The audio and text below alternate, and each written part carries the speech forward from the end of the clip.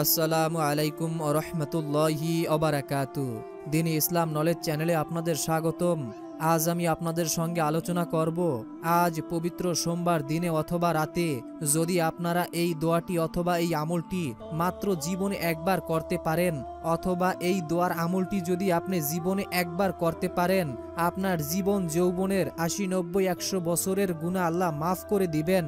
আল্লাহ তাআলা আপনার থেকে ১০০ বছর দূরে জাহান্নামকে সরিয়ে রাখবেন। সুবহানাল্লাহ, সুবহানাল্লাহ।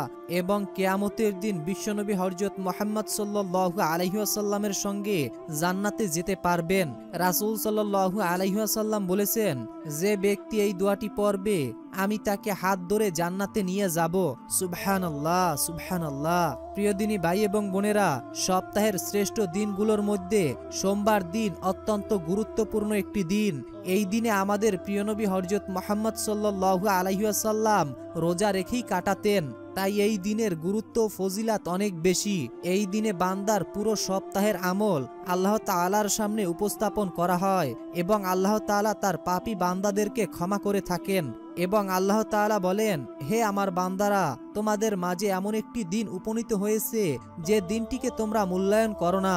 কে আসো এই দিনে আমল করবে এবং আমার কাছে কোনো কিছু চাইবে, আমি তাকে তা দিয়ে দিব। এমন কি কেউ আসো যে গুনাহের সাগর নিয়ে আমার সামনে আসবে, আমি তার সমস্ত গুনাহকে ক্ষমা করে দিব এবং তাকে তার গুনাহগুলো সওয়াব দ্বারা পরিবর্তন করে দিব।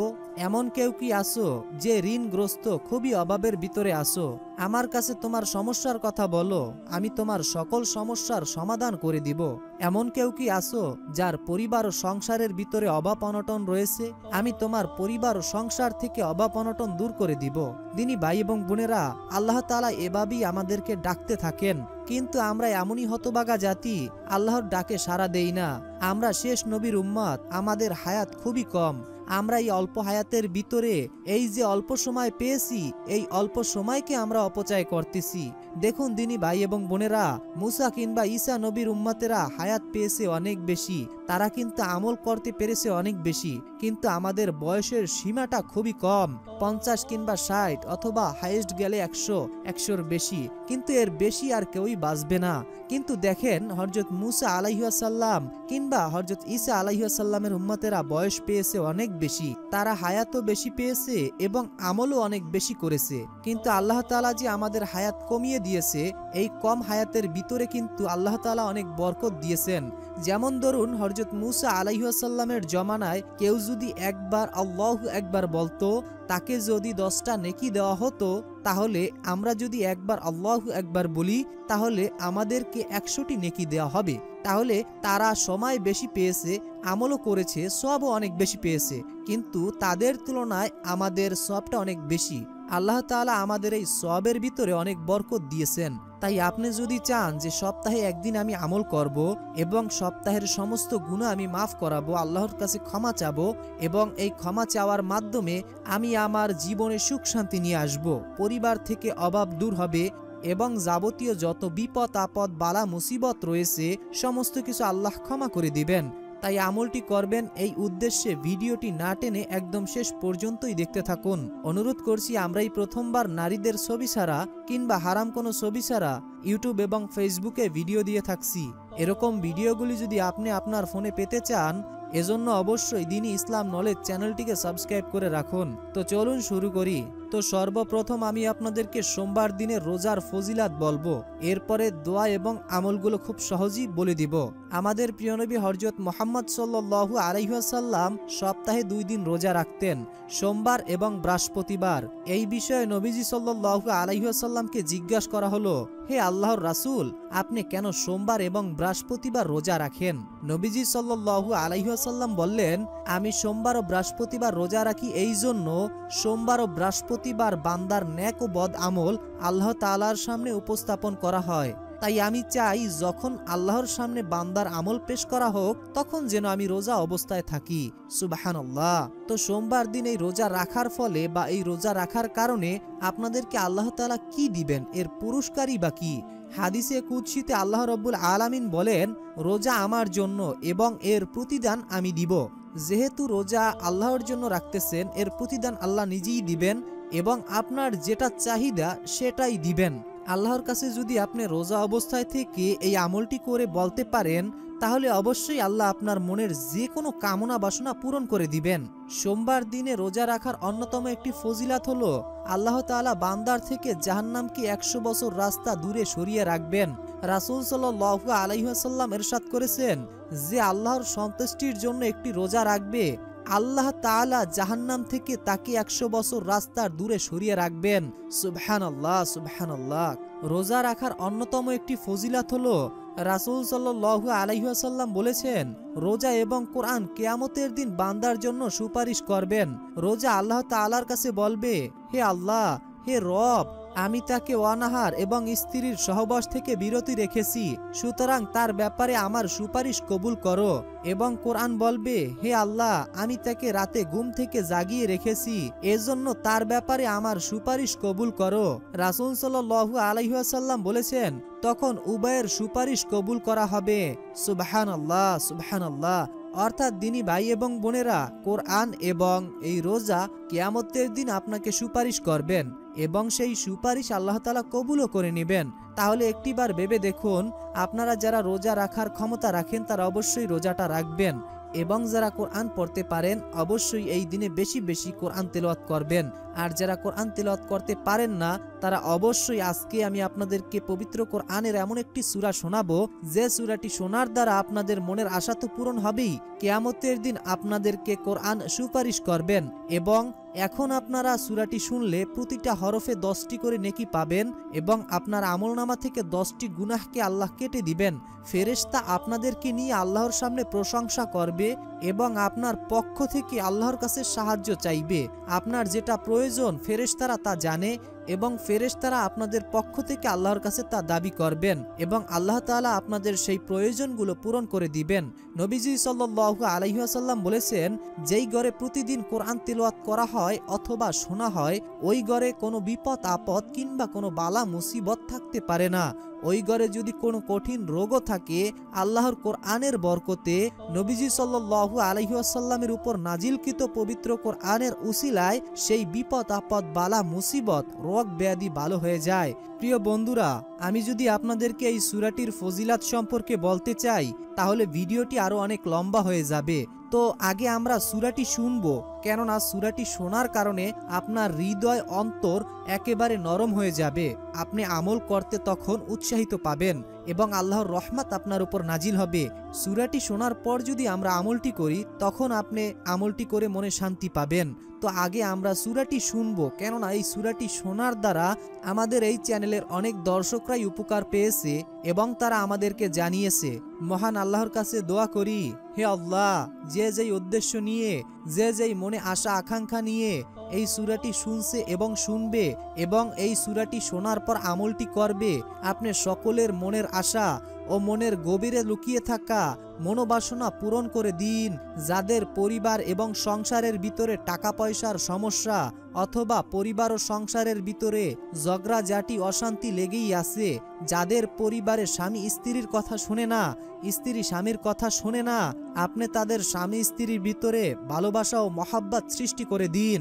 হে আল্লাহ, যাদের অবাধ্য সন্তান রয়েছে, মা বাবার কথা শোনে না, মা বাবাকে অসম্মান করে, তাদের ছেলে সন্তানকে আপনি বাবা মায়ের কষ্ট বোঝার তৌফিক দান করো এবং তাদেরকে হেদায়েত দান করো এবং তাদেরকে ইসলামের জন্য কবুল করে নাও। হে আল্লাহ, যে যেই মনের আশা নিয়ে ও ভরসা নিয়ে বসে আছে সূরাটি শোনার জন্য, আপনি সকলের মনের আশা ও মনের মাকসুদ পূরণ করে দাও, সকলের গুনাহকে ক্ষমা করে দাও, সকলকে তাহাজ্জুদ এবং নফল ইবাদত করার সওয়াব দিয়ে দাও।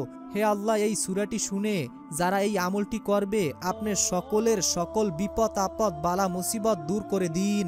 আমিন। কমেন্ট বক্সে আপনি আমিন লিখে উন্মুক্ত দোয়ায় শরীক থাকুন। আপনারা সকলেই জানেন, যে কোনো দোয়ায় 40 জন আমিন বললে আল্লাহ সেই দোয়া সাথে সাথে কবুল। 2 দিন রোজা রাখতেন, সোমবার এবং বৃহস্পতিবার।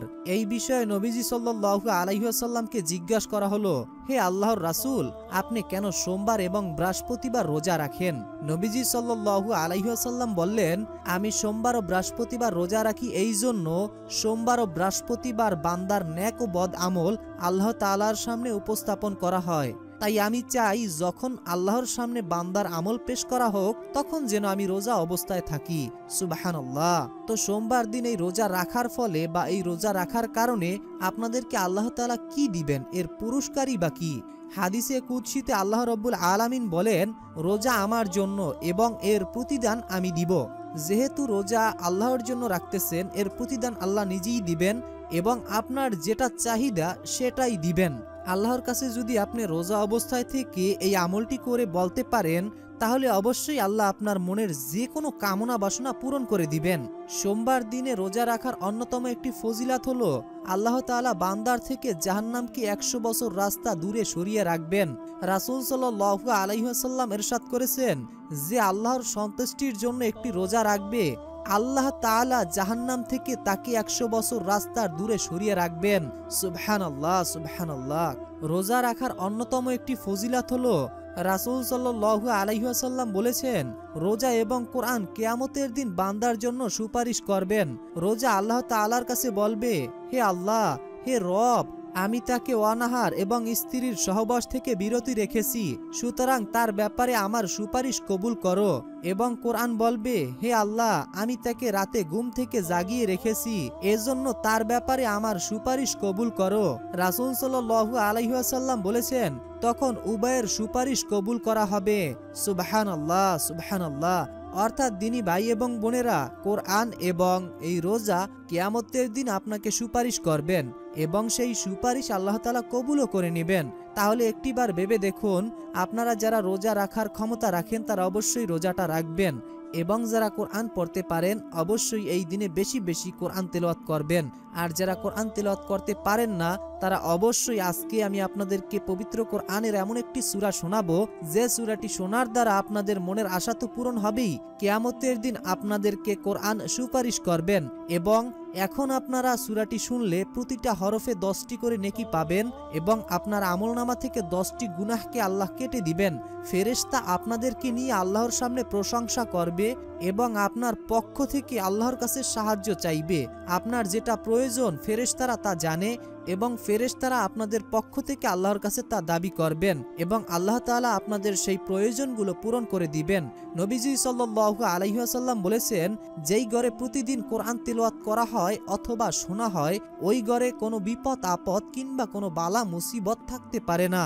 ওই ঘরে যদি কোনো কঠিন রোগও থাকে আল্লাহর কোরআনের বরকতে নবীজি সাল্লাল্লাহু আলাইহি ওয়াসাল্লামের উপর নাজিলকৃত পবিত্র কোরআনের উসিলায় সেই বিপদ আপদ বালা মুসিবত রোগ ব্যাধি ভালো হয়ে যায়। প্রিয় বন্ধুরা, আমি যদি আপনাদেরকে এই সূরাটির ফজিলাত সম্পর্কে বলতে চাই তাহলে ভিডিওটি আরো অনেক লম্বা হয়ে যাবে। তো আগে আমরা সূরাটি শুনবো, কেননা সূরাটি শোনার কারণে আপনার হৃদয় অন্তর একেবারে নরম হয়ে যাবে। আপনি আমল করতে তখন উৎসাহিত পাবেন এবং আল্লাহর রহমত আপনার উপর নাজিল হবে। সূরাটি শোনার পর যদি আমরা আমলটি করি তখন আপনি আমলটি করে মনে শান্তি পাবেন। তো আগে আমরা সূরাটি শুনবো, কেননা এই সূরাটি শোনার দ্বারা আমাদের এই চ্যানেলের অনেক দর্শকরাই উপকার পেয়েছে এবং তারা আমাদেরকে জানিয়েছে।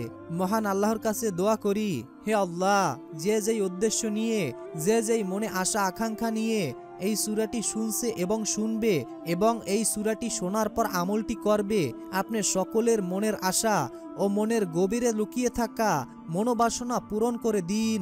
যাদের পরিবার এবং সংসারের ভিতরে টাকা পয়সার সমস্যা অথবা পরিবার ও সংসারের ভিতরে ঝগড়াঝাটি অশান্তি লেগেই আছে, যাদের পরিবারে স্বামী স্ত্রীর কথা শুনে না, স্ত্রী স্বামীর কথা শুনে না, আপনি তাদের স্বামী স্ত্রীর ভিতরে ভালোবাসা ও মহাব্বত সৃষ্টি করে দিন। হে আল্লাহ, যাদের অবাধ্য সন্তান রয়েছে, মা বাবার কথা শোনে না, মা বাবাকে অসম্মান করে, তাদের ছেলে সন্তানকে আপনি বাবা মায়ের কষ্ট বোঝার তৌফিক দান করো এবং তাদেরকে হেদায়েত দান করো এবং তাদেরকে ইসলামের জন্য কবুল করে নাও। হে আল্লাহ, যে যেই মনের আশা নিয়ে ও ভরসা নিয়ে বসে আছে সূরাটি শোনার জন্য, আপনি সকলের মনের আশা ও মনের মাকসুদ পূরণ করে দাও, সকলের গুনাহকে ক্ষমা করে দাও, সকলকে তাহাজ্জুদ এবং নফল ইবাদত করার সওয়াব দিয়ে দাও। হে আল্লাহ, এই সূরাটি শুনে যারা এই আমলটি করবে আপনি সকলের সকল বিপদ আপদ বালা মুসিবত দূর করে দিন। আমিন। কমেন্ট বক্সে আপনি আমিন লিখে উন্মুক্ত দোয়ায় শরীক থাকুন। আপনারা সকলেই জানেন যে কোনো দোয়ায় 40 জন আমিন বললে আল্লাহ সেই দোয়া সাথে সাথে কবুল করে নেন। তো চলুন সূরাটি শুনে নেওয়া যাক।